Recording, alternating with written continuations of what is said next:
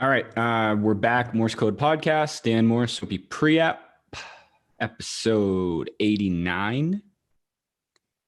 Great number. Great number. Steve Smith. That's the only one I had. Let's go with Steve Smith. Big fan. Stephen A. Smith or Steve Smith? Steve Smith. Gotcha. And I remember there was another Steve Smith on like the Eagles or Giants or some random team. There was. Like players would always mistake like doing fantasy drafts and stuff. So let's go with that Steve Smith. Okay. Much more accomplished pro football player. But not really need for much from us tonight. We'll get right into it. We had Adam Jones, the Sports Vulture, back again. Talked Celtics. Talked mostly Celtics. Yeah. There's enough to go around with that. Oh, yeah. That piss poor club. Yeah, plenty huh? for us to chew on. What a team. What a frustratingly underperforming team. Mm-hmm. I don't even know why I watch. We were talking candidly off camera. I really didn't watch much of that second Hawks game. I saw enough. In the box score. Yep. Not a big stats told the story. But numbers don't lie, and those numbers stunk. That's the worst part, bro, about like Kemba Walker not being able to play back-to-backs when Marcus Smart is out. It's either Jeff Teague or Peyton Pritchard bringing the ball up. And for some reason, they chose Jeff Teague last night. Mm-hmm. But I don't know. It's starting to remind me of watching. It's not as bad, but it's starting to remind me of watching the Celtics from 2 years ago, a little bit, like the second Kyrie year, and also the Patriots of 2 months ago. Quite recently. Which was very bad. It's like the Celtics. It's Jaylen Brown and Jason Tatum and everyone else. And then Patriots, Jake Bailey and Nick Folk and everyone else. I was just going to say heavy. Everyone else. Or everyone else. It's just everyone else. It's just a bunch of Jags. Yep. Just another guy. Any housekeeping issues on your end worth bringing up? I don't really think so. I guess we'd plug the show. You guys should like, subscribe, and share. That'd be cool. Yeah. I will say this, kind of on a more serious note. I didn't really plan on doing this, but obviously, like the tone of the show is pretty sarcastic throughout pretty much everything we do. But like, you know, we talk a lot about like being thankful for like the guests that come on and stuff. But one cool thing about this is we've been introduced to a lot of cool, just like people like on Twitter, like people who follow the show, like listeners, you know what I mean? Like we had an episode last time with like, you know, Justin Lang and everything him and Maddie are doing at the How Can This Be podcast, Hurricane and Scoob from Tyler's Patreon, Sean Conrad out West, big fan, big follower of the program, Diggy, you know, all those guys. It's really cool to be able to do something that honestly it's just fun for us to do. But one of the more fun parts about it is just interacting with some of you guys who've met through this show. So very, very much appreciated. On top, obviously, of all like our local listeners and followers and stuff like that. But it's cool to be able to use it as a platform to introduce similar minded people and collaborate on some stuff too. It's a nice addition to the fat paychecks we've been getting for this, for sure. Mm-hmm.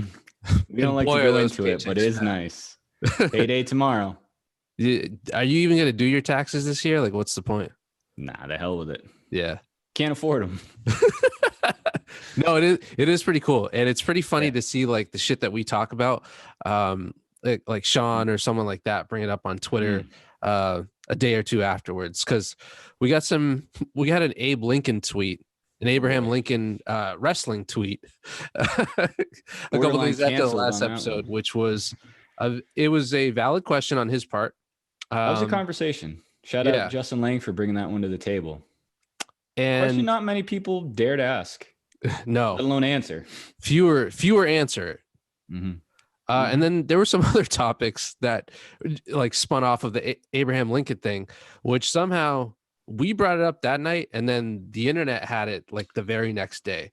That was very strange. I don't want to. Very strange. I'm not going to name names, but let's just say she's a important historic figure. If you listen to that episode. Yeah, I couldn't agree more. So again, thanks for the support, and let's get right into our conversation with the Adam Jones of 98.5. Here we go. Our second conversation with Adam Jones, 98.5 The Sports Hub, 6 to 11. And then just for some reason, they decide to sprinkle in Celtics games here and there. Can't imagine why. Shame. But you work around that as well. We'll get into that. I actually wanted to start here. So, Soapy, I don't know if I mentioned I wanted to ask Jones this, but so we had Maz on like a month ago or something. Nice. And he brought up an interesting scenario I've never really thought of. So he was talking about some strange occurrences during the transition, like when Beetle and Zoe are on their way out and those guys are on their way in. Have you had any weird like interactions or like actually behind? Like in and out of the studio? Yeah, like the transition, maybe back in the day when you guys were more all in there at the same time. He was like Zolak will leave like ketchup stains on the computer. Yeah, I mean he's gross. So that makes sense, but I don't know. Maybe the first couple of times it was a little weird because we're so used to doing crossovers and like talking to each other, and it was like everybody, like any other job, I'm sure, like everybody was worried about being in anybody's airspace. Like I feel like we're still like careful crossing over and whatnot, but it's a little less intense than it used to be. I don't remember anything specific, but they're not as gross as like Zoe. Like that makes sense. There's probably like boogers and ketchup packets and all kinds of disgusting stuff when you come in at 2 o'clock. So you can confirm Zoe's one of the grosser guys in the building. I mean, but he does it on purpose. But he does it on purpose. Like he does it to like screw with people. But yes, I mean 100%. Yes. Okay. I assume because it's Felger and Maz that are on before you guys. So Felger walks out, takes off his like black cloak, hangs it up. You immediately put it on, and then throw on like a vulture mask or something. Yeah. Nice. Yeah, no, I pretty much roll around looking like this. Like my hair and beard are out of control, and that's pretty much it. Just kind of roll in, and I usually have my headphones with me. I don't have my headphones here right now. I'm in, by the way, this looks like I'm in like a bunker. I'm in like our Beasley office meeting room here, which looks like it could probably have a little more decor. But yeah, no, this is pretty much how I roll around most days. Yeah. It almost looks like one of those like interrogation rooms from like a jail cell or something. If I'd be lying if I think this is maybe my second time in this room. So yeah, I don't know what they normally do in here. Okay. I try to keep my head down. I keep my head down. I come in. Yeah. I have my locker with my headphones in it, and like that's it. I have my headphones and like a few pens in there. That's all that's in my locker. My water bottle, and then I just walk right onto the air. I try to avoid any higher ups or bosses or nothing but trouble ever comes from that. So I try to avoid most people, which works when you work at night. Like you can avoid pretty much everybody. Okay, cool. So unlike some former New England athletes, you don't have your MAGA hat like right on the top. No, well, I have it in my locker. I don't like have it showing off for everybody to see. I just have it in there privately for myself. Yeah. Sounds good. Actually, quick question. So you mentioned, like transitioning in and out of your show. What does it look like as far as like show prep and stuff? Like, do you and Arcan get together like way before the show and go over stuff, or do you just kind of freestyle once you get? So it's funny. So it's not freestyle for sure. I mean, it's organic like on the air, but there's definitely a plan. But it's funny. I was just talking about this last week because I was in a week ago with Rich Shirtlieb and John Wallach. I was in on mornings. Fred was out on school vacation, and they normally, and it's a little different because Rich has been remote for about a year. It's a little different now, but they meet like immediately after their show. What are we thinking for tomorrow? What do we want for guests? Do we have any bid ideas? Do we have anything we're like working on? And that's difficult, and it's just different from where we are because we come on like right after we're done right after the games, Right. So a lot can happen between our show, but it's not like we know what happened in the games before we come on the air. They're kind of planning around not knowing what's going to happen. But we pretty much email all day or we have like a Slack channel going all day where we drop in stories, and then, we're probably all there half hour, 45 minutes before the show. And we kind of touch on whatever we want for kind of prioritizing what we're thinking, but we're dumping stories in there all the time. And, kind of like the loose ends of a take, like I'm not typing out like a full take because I want it to sound natural and I want to get a natural response too. Like you don't want to dump everything in there and then everybody kind of has like a planned takeoff of it. Like you want to kind of say it the way you want to say it on the air, but I'll give like a loose idea of what I want to talk about. I think Christian does the same thing. Jeremy, our producer, kind of fires away a lot of stuff too. And he does a good job of, staying on top of any stories. And Christian and I kind of do more reacting. He kind of dumps a lot of stuff in. And then if stuff catches our eye, we'll do that too. But Jeremy does a good job of seeing a lot of stuff and dropping a lot of stuff in. And even if it's not something we may wind up using that night, it's good to be aware of all that stuff. And that's kind of what we do throughout the day. So my process probably starts like, in terms of like the Slack channel, probably between like noon and 1, I start like firing away in there. I'm reading before that when I can.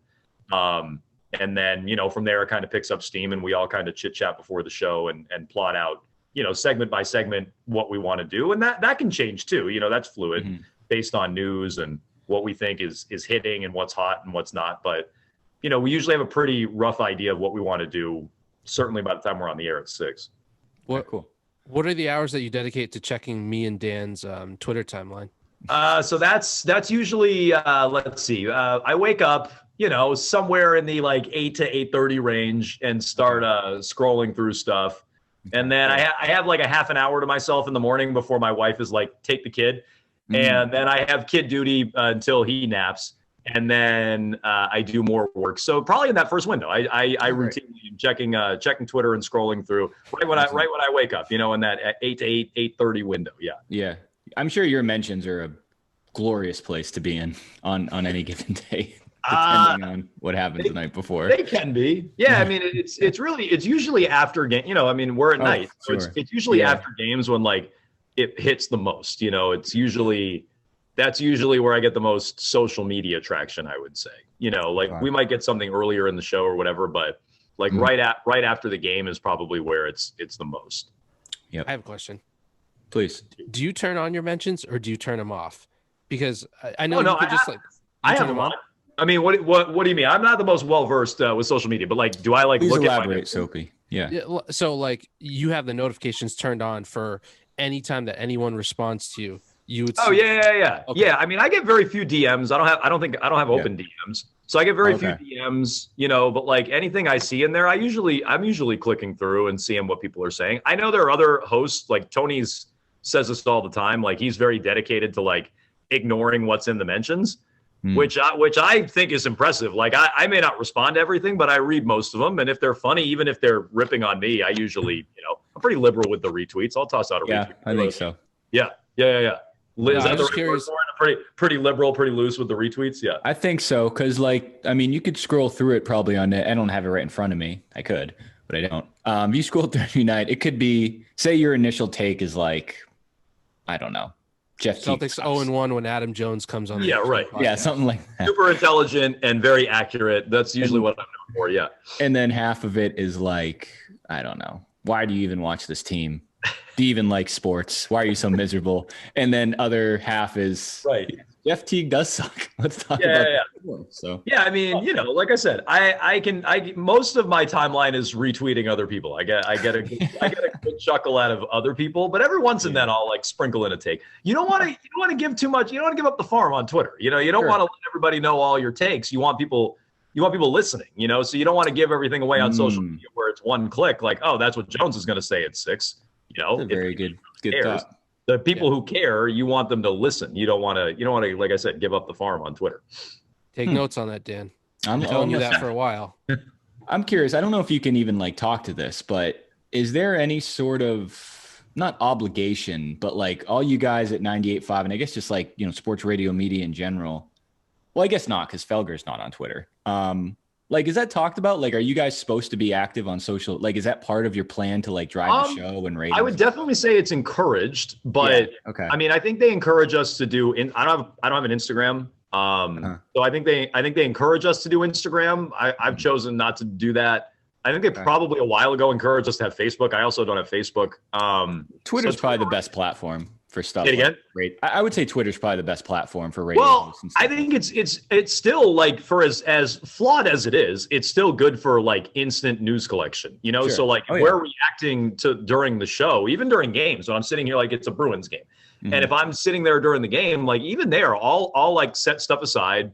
Or again, our Slack channel, I'll drop in a tweet that we see. and maybe we reference it after the game or maybe not, but like that's a lot of, I think it's a good place to get any news, even if it's just, mundane stuff about the game, or if it's a big breaking story, obviously, like that's still, I mean, where else do people get it? Every once in a while I'll see a breaking story on the TV, like on the crawl on the TV, but that's where I see it. I see it on my phone or on Twitter all the time. So right. That's the main reason I'm on there. And I wasn't on there, for a while.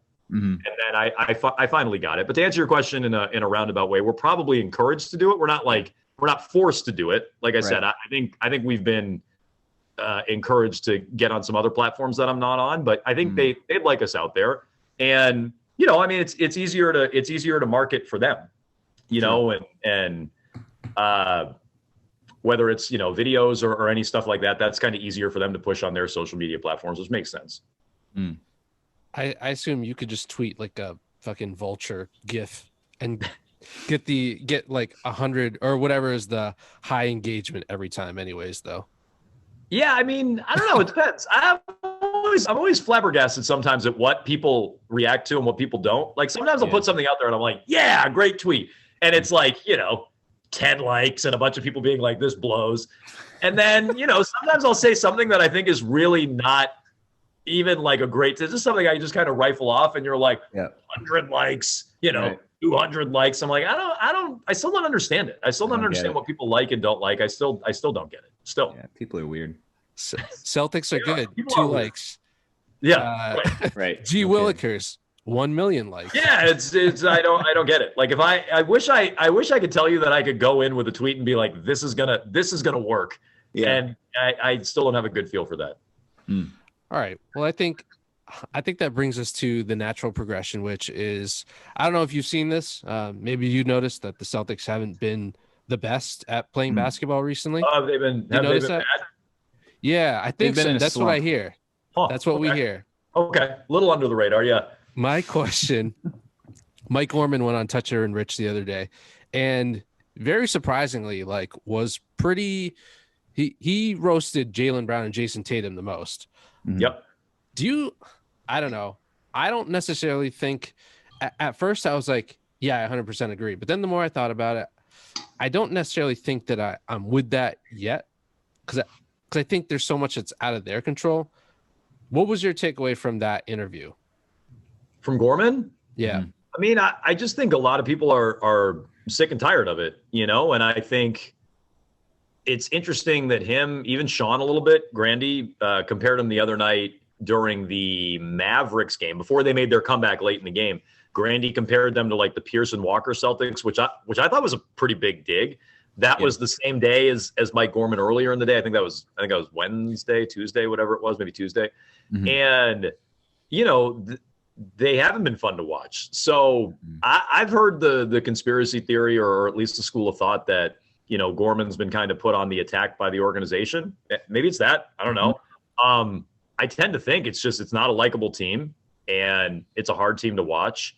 And I think Tatum right now is a big part of the problem. His effort in that, and now all the games are running together. His effort in the Atlanta game, I think he took 20 shots, 1 rebound, 1 assist. Like that doesn't fly. If you're going to touch the ball that much, you need more than a rebound and more of an assist, more than an assist when you're Tatum. And, he looks disinterested and disengaged. Maybe it goes back to the COVID stuff. Maybe, I don't want to completely disregard that, although that feels like an excuse. He feels a little checked out. Jaylen, to me, still feels more engaged. He didn't play well in the Atlanta game, but he feels more engaged. Yep. And maybe that's not fair to Tatum. Maybe he's just one of these talented guys that looks like he can float through and work hard when, or the other way around, look like he's not working hard when he is. Maybe he's one of those guys, but that's just the way it comes across with him. And I think even Mike Gorman has checked out on them a little bit. Yeah, I would agree with that. And the COVID thing is interesting. Very rarely do athletes who have had COVID and come back talk about COVID when they're playing well. What I mean? Right. It's a good point. It's typically only brought up when other people are questioning your effort. So I don't know. Again, I don't want to go into that angle, but I was gonna say, not to go off on a big tangent, but I feel like it's a bit unfair. It might be true, but it's a bit unfair because it's kind of off limits, right? Like you feel like an a-hole ripping somebody for being like, oh, you have the after effects of COVID. But at the same time, if it's so bad, why are you cleared to play so many minutes? Why have team doctors and trainers? Why do they have you out there? Why are you playing so many minutes? Like, I go back to this. If you're cleared to play, then injury to me really isn't an excuse. If you're out there and you're cleared and you're playing, then you're cleared to play. And that's kind of how I always come at it, whether it's injuries and COVID's its own weird thing, but that's kind of how I come at it. If it was really that bad, I don't think the trainers would clear him to play. If it was really that bad, he wouldn't be playing 35, 37, 40 minutes a night. And if he shouldn't be and he is, then that's a whole nother, issue with this team. So that's kind of how I come at it. It feels like more of an excuse than anything to me. Yeah, that's fair. I going back real quick to the Gorman interview. One of the but one of the parts that stuck out to me, he went on a thing talking about how Brown and Tatum are playing selfish, and I think he used the term ball stoppers, which I don't necessarily disagree with sometimes. But I'd like to hear your take. Like, the other argument of that is being unselfish to free up shots for who? Like like Grant Williams? Well, like what is the alternative? I think Arcan asked me something similar to that. I think he's talking about Kemba. And like me personally, I don't need to see a heck of a lot more of Kemba. No, like more shots and more volume from Kemba. Like that's me. But I would imagine that's who he's talking about, right? Like more looks for Kemba Walker. That would be fine. But when he does get looks, like he goes 1 for 12 and he can lose games. I mean, you're preaching to the choir on that one. Like I said, I feel like Kemba's getting enough looks, but I that's my guess as to who he's talking about. The third all-star and I was supposed to be the leader. But the other weird quote was, and I think I was talking to someone about this too. I think he said this. He's like, even if that means losing games, I don't understand what that means. How is that an option?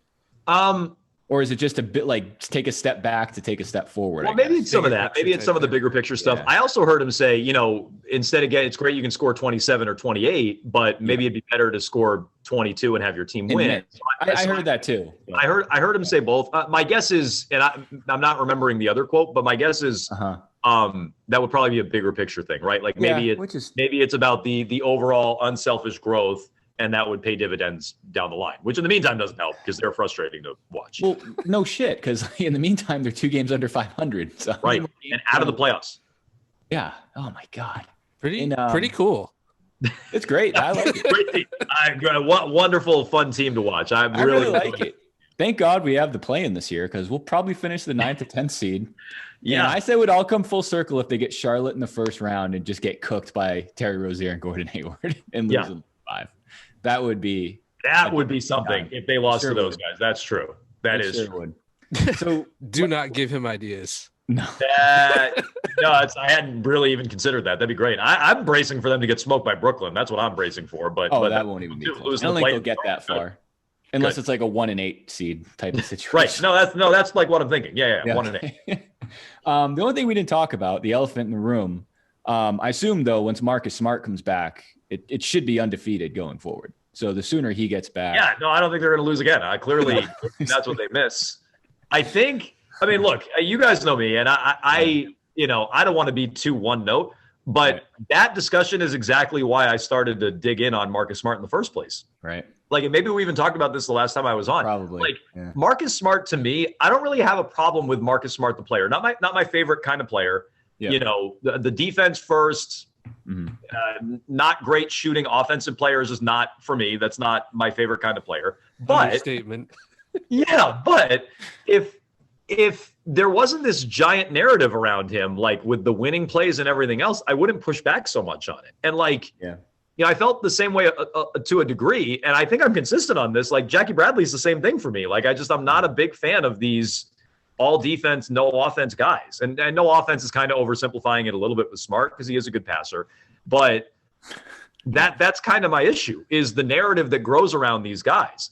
And, every year Jackie Bradley's he's finally going to learn how to hit. Well, he's not. He's not going to. He's not very good offensively. And every year Smart's going to figure out his shot. And actually there's all these winning plays. And it's like, it's these people, to me, it's this need to prove that you know more about the game than anybody else. Well, you see that Marcus Smart sucks on offense and can't shoot, but Do you Right. see everything else that I see? It's like this need for people to do that. And sometimes it's just, no, he doesn't really contribute that much more. He wasn't even playing in the Atlanta game, and he still got a technical and gave him a free point, and it's not like the team responded. So God. the whole narrative that's building now around Smart, like that, just get Marcus Smart back and they'll be good. Yeah. That's my whole problem with him in the first place. That's my whole thing. I'm with you. And I was obviously being sarcastic, but I agree too, because now it's like, I saw one on Twitter today. It was like the Lakers lost like 4 in a row, maybe, or something like that.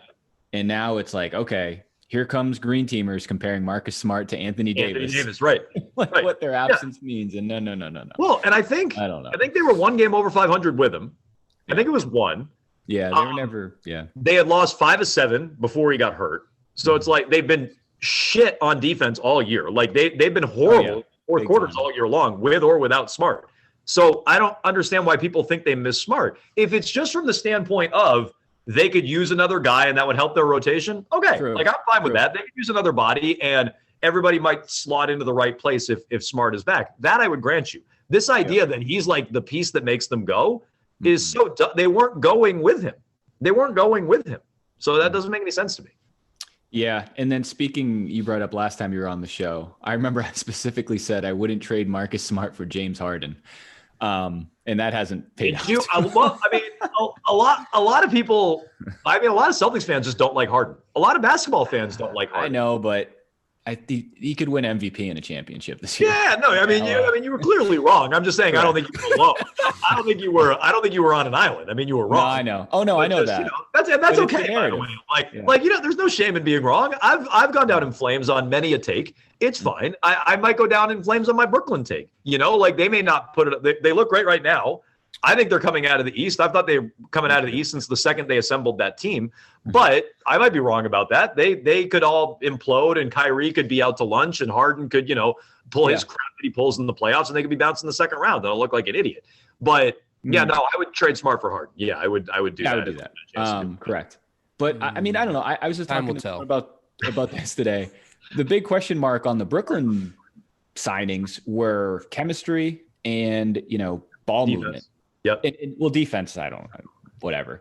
But the ball movement, the chemistry seems fine. They genuinely seem to like each other. Kyrie and Harden are making it work. Granted, I don't think they've played together that much. All three of them. Kyrie and Harden, or all three of them? All three of them. Yeah, no, I think all three of them, games. it's been like 6 or 7 games. Yeah. Okay. And, some of their wins were really good. I think Milwaukee rather has been a little disappointing this year. Yeah. I think when they had everybody, they beat the Clippers the first time. I think they've beaten the Clippers now twice. I think maybe they beat the Clippers the first time. So yeah, okay. But they haven't had all three of them together a ton. But they've been without Durant for like 5 or 6 games, and I don't think they've lost. Durant's had to take COVID exams like mid-game. Say it again.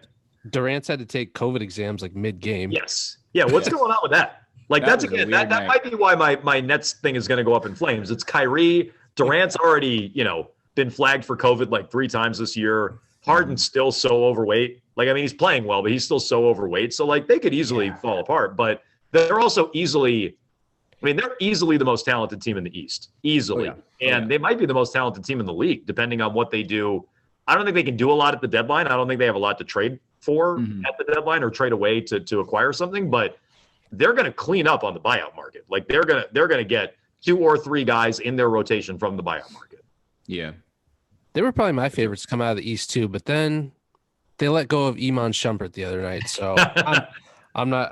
I don't know if I'm high risk, high reward. That's tough. People like that Roberson signing, and then they're already cutting him and bringing him back on like a 10-day contract. I don't know. So speaking of making moves, and to tie back to the Celtics, do you see actually, my first question is, what do you think the realistic ceiling is on this team this year? And B, do you think they actually will do something considerable? I don't even know what that would be. They have to do at least something, right? Let me answer B first. No. You don't think they do anything? Well, nothing considerable. No. I guess I don't know what we would define that as, but even Harrison Barnes names and stuff. I'm not sure they even do that. They're saying they're not going to use the trade exception, right? They're basically telling you they're not going to use the big Hayward trade exception. Right. They might use the Cantor trade exception or the Poirier trade exception, which combined are like $6 or $7 million. But so if you're not using that, what else do you have? What else are you trading that people want? Yeah, they've already laid the excuse train this week heavily on the exception. Yeah, like between Danny and Wick. And even so, the big secret with the trade exception is you can't just give a team the trade exception and then get a player back. I mean, you could, but they're going to want assets too. They're going to want picks and players. And no, I'm not sold they're going to do anything. I'm really not. And if they do, great. I'll be wrong. But it's been a long time since Danny's made a big move. I mean, maybe the Kyrie trade, right? I mean, replacing Kyrie with Kemba, I consider more of a free agent signing than a trade. I know it's technically a sign and trade. It's been a long time.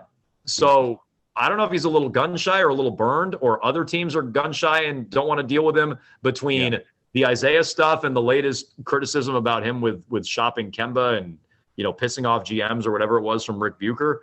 I don't know what that is, but I'm not sold they do anything at the deadline. And then what's their ceiling? I'd still say their ceiling is, maybe the Eastern Conference Finals, but probably more likely win around and out.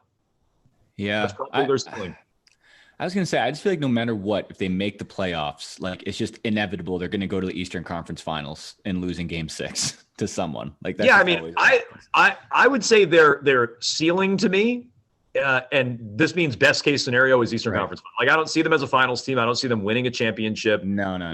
Could they, beat up on some team in the first round and then pull off an upset in the second round? Sure. And then, be cannon fodder in the Eastern Conference Finals. Yeah, probably. That's probably their ceiling. Okay. I just think as far as signing guys, I agree. I mean, I don't see any real magic happening. But the other angle is we were talking about the Nets. Is it even worth it? What is the point? You go all in on a rental or someone and then probably still lose to the Nets. Well, so what's all in though? If all in is trading Jalen or something like that, well then don't do that. But we're talking trading. I don't know, and some picks and correct. To me, that sounds like nothing, right? Or Thompson or Tice or something like that doesn't sound like all that much to me. Even the trade exception, I'd trade that now if you think you could get something that maybe gives you a run this year. Sure. And I've been saying all week, if I'm Danny, I just make a trade just to shake the room up. Right. He doesn't want to make a trade to make a trade. I think that's wrong. I think this team needs a trade just to show that there are consequences to playing like shit. Guys aren't just going to stay on the team all year. All these 15 guys and the coach and everybody, they're not all going to stay on the team when you're playing like garbage like that. I think there would be some power behind that message from Ainge. Even a small minor deal would shake up the room a little bit in theory. I think too. I mean, you must want to show guys like Tatum and Brown that you care about improving the roster.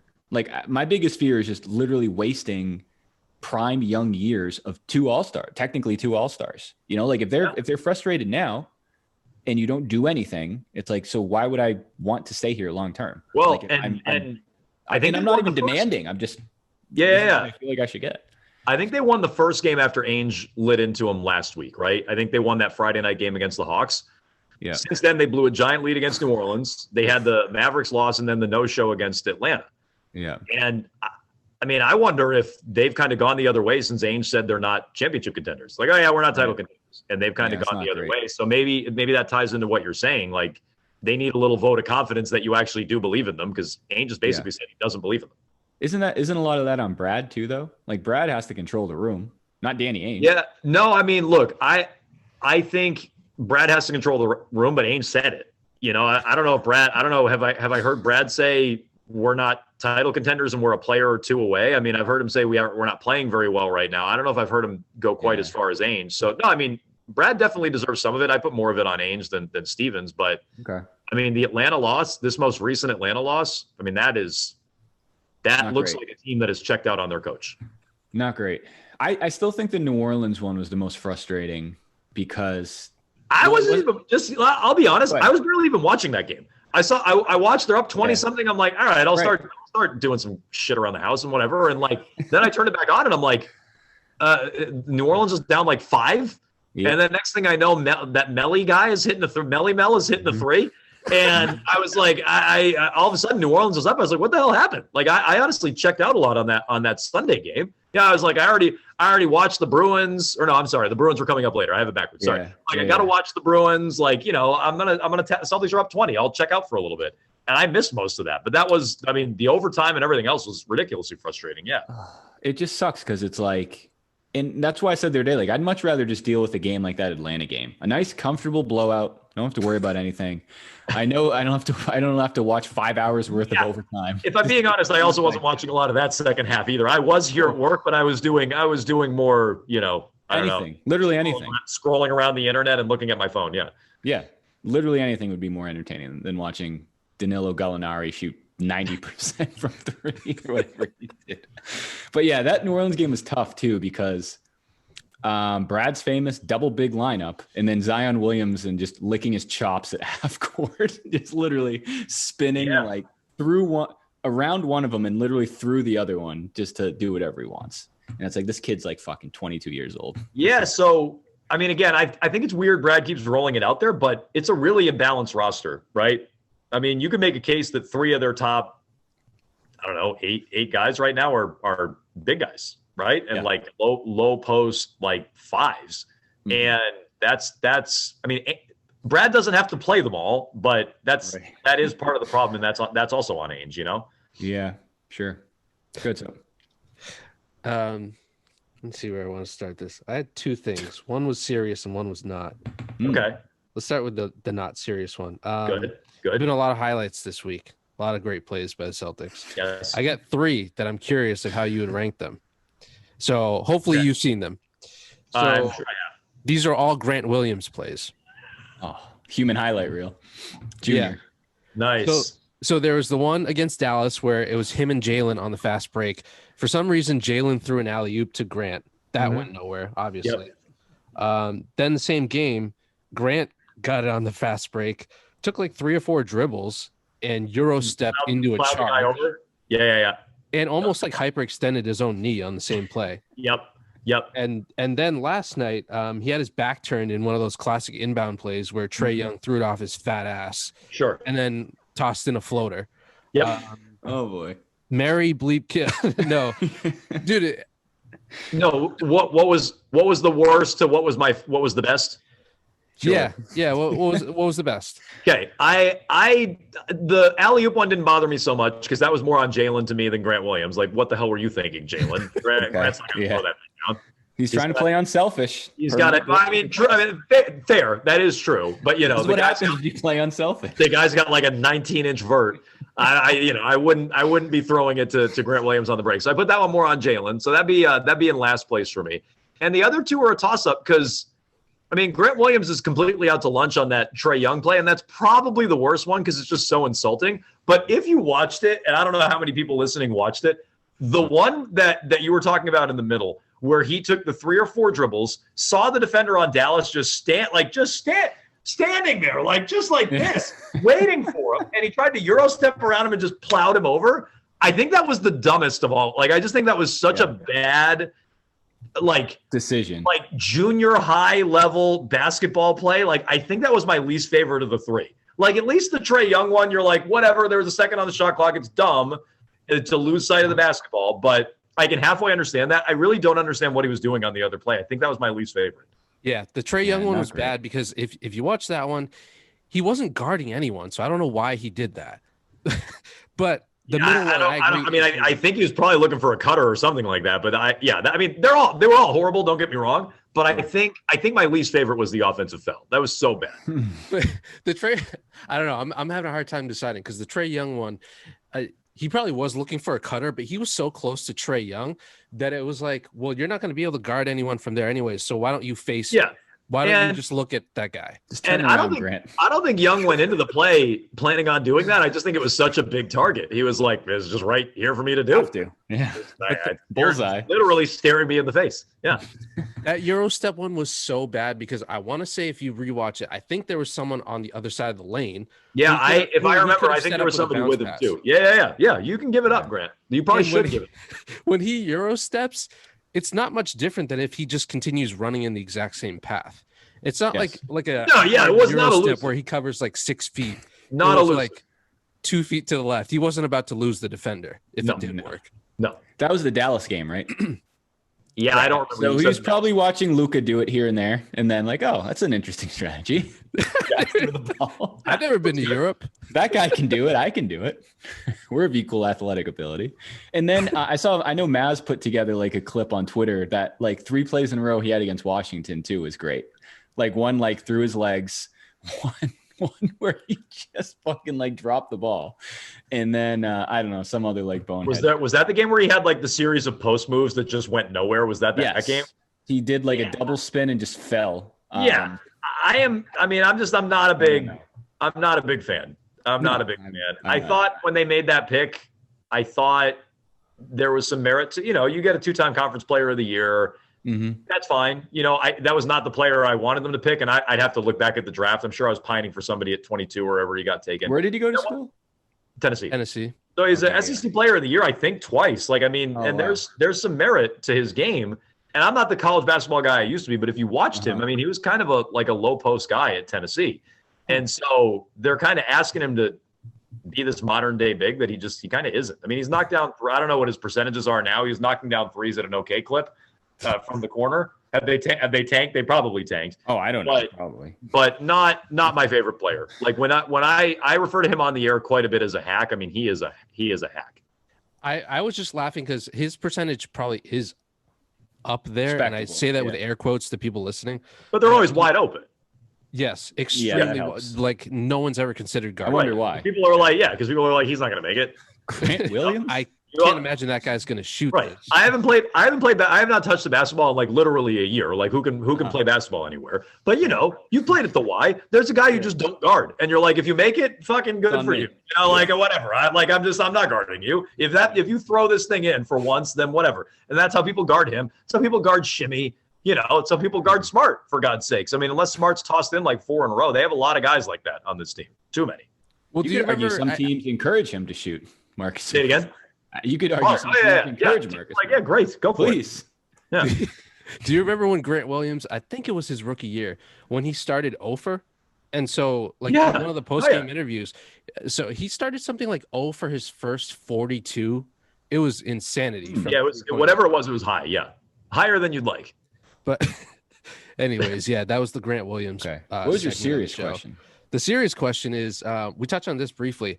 I don't even think this is that warm of a take anymore. I just don't think Kemba Walker's a good fit for this team because I think that, and I want your perspective on this, but I think that they need someone who facilitates more.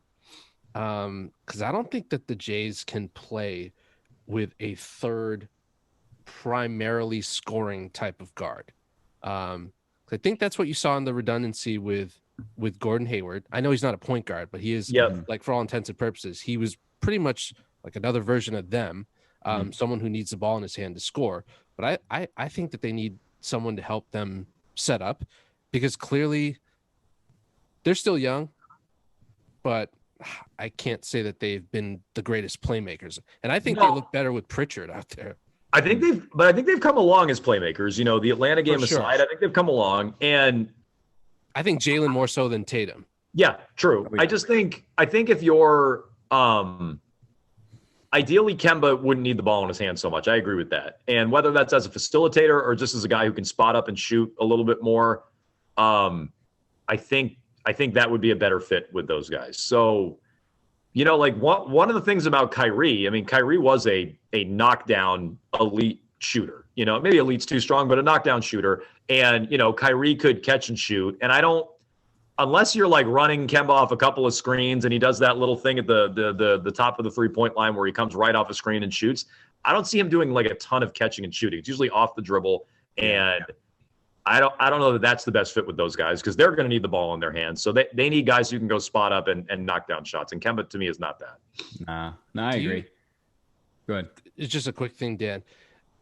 Jones, do you think, just from a basketball perspective, none of the off-the-court stuff, none of the in the locker room stuff, if you were to take present-day Kyrie and put him with present-day Tatum and Brown, you think that would be a much better fit than present-day Kemba? No, 100%. One, he's just a better player. Kyrie is just a much better player than Kemba, right? Kemba's an all-star. Kyrie is all NBA, and there's a difference in those two guys. Maybe Kemba snuck onto an all NBA team his final year in Charlotte, right? Couldn't he be a supermax guy? So maybe he did. But Kyrie is a consistent all NBA guy. Kemba's an all-star, and to me that's a difference. So number one, he's just a better player, and number two, yeah, I mean I think because of the shooting, Kyrie was a better fit basketball-wise. Now, there's a lot of other stuff that comes along with Kyrie. Never mind, his relationship. I think more with Jalen than Tatum. I think Kyrie and Tatum kind of had the Duke thing going on that they were a little tighter. But I think if you're telling me to put aside all the baggage just from a basketball standpoint, 100% they'd be better than Kyrie. Yeah, that's no question. I was just curious because I don't think this is that crazy of a take, but I didn't think that basketball-wise when Kyrie was here, I never really thought that the problem was so much. This isn't crazy, but I thought the on-court product looked fine when he was out there until he stopped carrying at the end, and especially the playoff run. But in terms of how he fit offensively with the style of the other guys, I actually think he's a good fit because of the shooting. Yeah. I'll say one thing about Kyrie that I was always amazed at for the 2 years he was here. How many games where they were down 10 with a minute left, and he pretty much single-handedly got it back down to a possession? He did that all the time. And they might not have won the game, but Kyrie had these incredible spurts where they would – play defense for a possession and get a miss, or maybe foul at the other end, and Kyrie would go 3 for 2, knock down a 3 at one end, and maybe they'd miss a free throw at the other end. And he was phenomenal at that. So, I mean, he's ridiculously talented. He's a lot to put up with, and he's nauseating, in a post-game setting or an interview setting or whatever. But no, I mean, he would definitely be a better fit for sure. Yeah. So real quick, we got a couple minutes left. Just doesn't have to be a big segment, but what are your takes on, or I guess your predictions on Patriots quarterback situation? We've talked about that recently. I mean, I don't expect them to get much. I don't expect them to say it again. Are you playing? No, I mean, I couldn't, but I mean, I have a feeling Cam's going to be back. I do too. And I don't want that. I don't want that. Who besides Bill and Cam want that? Right. But I have a feeling that's where it's going because they're going to try to wait things out. Mel Kiper came out with a mock today that I was encouraged by. They might move into the top 10 to go get Trey Lance. I would love to see them trade up. I would love to see them trade up. Trade up. I think based on the value draft charts, I think you can get into the top 5, which would give you a shot to me at Fields or Lance for sure. Damn. Probably not Wilson, definitely not Lawrence. By giving up this year's first, another second round pick this year and a future first. I would do that. So that's what I want them to do. But what do I think they do? I mean, they're not going to get Wilson or Watson. Cross those guys off the list.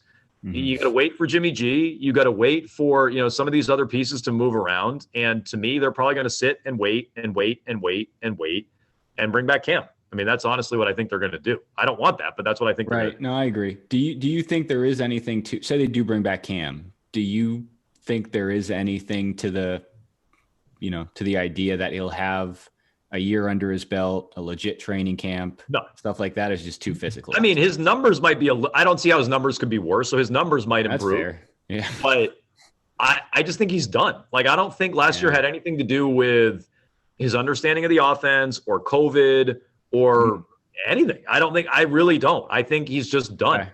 Okay. I was on board with adding Cam last year. I was a fan of Cam Newton. Too. I thought he still had more left in the tank, and I was wrong. He's cooked. So, I mean, if they get more out of him, great. But I would never roll the dice on him again. I've said this many times on the air. If Cam Newton, I'm not firing Bill Belichick, but if Cam Newton's back, that's a fireable offense for how bad he was. I think so. I agree. Do you think they not what you think they do, but they have to do something in free agency, right? Or a trade or something? Yes. So I am confident. I am confident they'll do something. It may not be sexy. It might be a defensive lineman. It might be another corner. I wouldn't be shocked if it's on defense. You don't think they add a receiver? Well, I think they'll add a receiver. Yeah, I mean, they have to. Although we said that last year and they didn't do anything. But I think the big ticket guy, I think their cap space is a little misleading. They don't have as much cap space as it seems because they have a lot of needs. And, $60 million can go pretty quick if you have as many needs as they do. And maybe they could afford 2 big ticket guys. I bet they'll get one. And I bet it'll be, a front 7 player or a corner. I bet it'll be somewhere on defense. And then they'll do the maybe not bargain basement thing at receiver, but they'll throw 5 to 10 million at a receiver. They're not going to throw the 15, 18, 20 million that it's going to take for Allen Robinson or Chris Godwin if they're not tagged, or Will Fuller. I saw a report that he won't get tagged. Like, I don't think they're going to pony up for that level of guy. Man. Galladay. I don't think they're going to get those guys. I just bring it up because I feel like at this point, similar to what we're talking about Boston, like keeping people in Boston happy, it's no longer like, New England is a premier destination anymore. No. So that's why I feel like this is an incredibly important offseason, just to show that, hey, people still want to come here. If people don't want to come here after this year, like why would you want to go to New England to play a winter sport, for a losing team? Right. Like we talked before, like you see on Twitter, as soon as someone's released or someone demands a trade, the first thing you see is that stupid ass like Bill Belichick meme of him like walking out of the tunnel. Yeah. And here we go. But that's dead now. Like that's not a thing. No. And I mean, what would get people to want to come here? To me, a quarterback. And you didn't address it last year. You're dragging your feet right now. And I'll be honest, I didn't want Steph. I didn't want Wentz. So I didn't want either of those guys. Mm-hmm. But getting a quarterback in place would help in terms of the pitch, or just having a quarterback on the roster that guys may see and say, okay, I'd like to play with that guy. I still didn't have the biggest problem with letting Brady go. As well as Brady played last year, that surprised me. So I didn't have the biggest problem with letting Brady go. Not replacing him was unconscionable. That was the problem. Yeah, I agree. So you think ideal scenario is trading up and drafting one of the That's what I think. That's what I think they should do. I mean, look, I think the ideal thing would be trading for Deshaun Watson or well, yes, right. That's not going to happen. Dak Prescott, right. Like that would be great. But that's outlandish. I think it's far-fetched they're going to trade up in the draft, but it's at least somewhat plausible.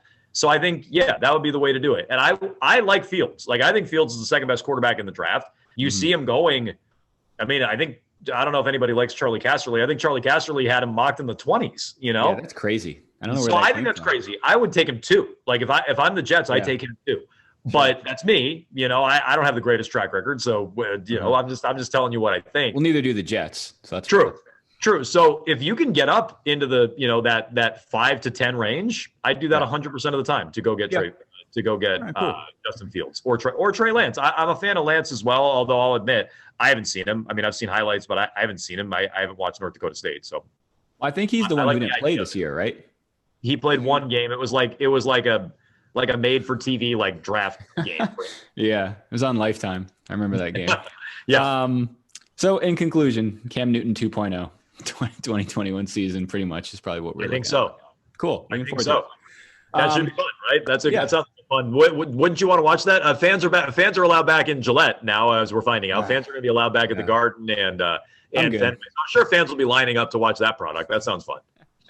We'll let you go, man. But so again, Adam Jones 98.5. Follow him on Twitter, everywhere else he is. And what do we got? Bruins tonight, and then Celtics this weekend. Yes. Jones, thanks again, man. Appreciate you taking some time to come on with us. Thank you. Thanks, brother. Thanks, guys.